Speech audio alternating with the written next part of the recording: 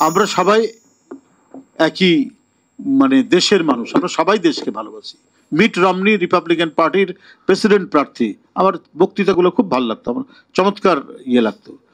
তার সাথে বিতর্ক হচ্ছে ডেমোক্রেটিক পার্টির প্রার্থীর, হতে হতে লাস্টে উনি বলছেন যে we both love the country, আমরা উভয় দেশকে ভালোবাসি।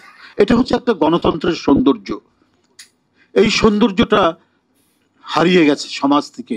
একমাত্র অন্যতম কারণ হচ্ছে শেখ হাসিনা। বাংলাদেশের একটি প্রতিষ্ঠান, একটি সরকারি প্রতিষ্ঠান, সেখানে আওয়ামী লীগের 2-3 জন লোক চাকরি করতো, তারা এমনি গুণী মানুষ, মানে সাহিত্য সংস্কৃতি করাই লোক। আমি পার্থক্য দেখাচ্ছি। তো আমাদের পক্ষের অনেক লোক দেশনেত্রী বেগম জিয়াকে যে বলেছিলেন এই লোকগুলো তো আমাদের না।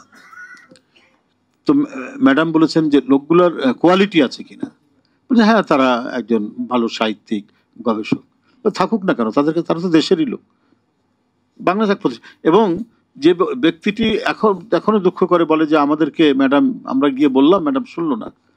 তো আমি কিন্তু মনে খুব গর্ববোধ করেছি যে নেত্রী এরকমই হতে হবে, যে তার মাথার মধ্যে, তার হৃদয়ের মধ্যে গোটা জনগণ ধারণ করেন।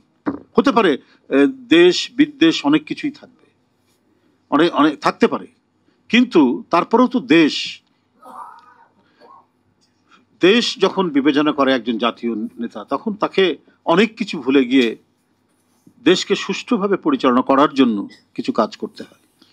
এবং আমরা সেদিন ওই ভদ্রলোকই ওই কথাটা বলেছেন বটে, কিন্তু আমি খুব গর্ববোধ করেছি, যার কারণে বেগম খালেদা জিয়াকে কোনোদিন যে কোনো রাজনৈতিক পরিবর্তনে দেশ ছেড়ে যেতে হয়নি। উনি দেশেই থেকেছেন। মানুষের প্রতি, মাটির প্রতি যে তার মমত্ব এবং গণতন্ত্রের প্রতি তার যে ভালোবাসা এবং বারবার যে গণতন্ত্রকে ফিরিয়ে নিয়ে আসা, এই অবদানের কারণে দেশনেত্রী বেগম খালেদা জিয়া আজও অপরাজেয়। এবং এটাই হচ্ছে মানে গণতন্ত্রের যে মানে সৌন্দর্য, সেই সৌন্দর্যের মধ্যে এইটা পড়ে। তো আমরা এখন মানে যে না, হ্যাঁ এখন আমাদেরকে, আমরা এখনো পূর্ণাঙ্গ গণতন্ত্র প্রতিষ্ঠা করা এবং প্রতিষ্ঠা করতে পারিনি এই জন্যই যে আমরা এটাকে, যে ধারাবাহিকতাটা যে রক্ষা করা, সেটা আমরা করতে পারিনি স্বাধীনতার পর থেকে বা আগে থেকে। এখন আমাদের সেটা করতে হবে।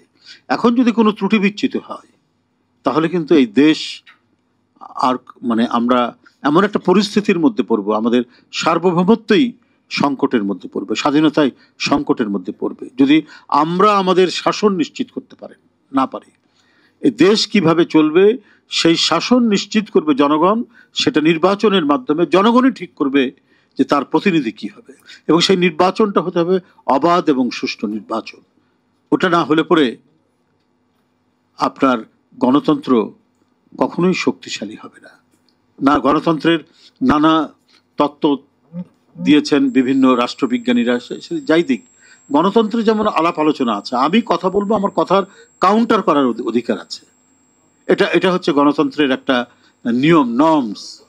হ্যাঁ, কিন্তু যদি আমরা একজন বক্তব্য রাখলেন, আমি তার সাথে একমত হতে পারলাম না, কিন্তু আমি মানে প্রযুক্তি ব্যবহার করে, এআই দিয়ে ওই বক্তব্যটাকে বিকৃত করে, অশ্লীল অশ্রাব্য কথা ব্যবহার করে আমি যখন ওইটার একটা উত্তর দেওয়ার চেষ্টা করলাম, আপাত দৃষ্টিতে ওটা ফানি মনে হবে, কিন্তু ওইটা কিন্তু গণতন্ত্র না, ওইটা হবে মত প্রকাশের স্বাধীনতার উপর আরেকটা আক্রমণ।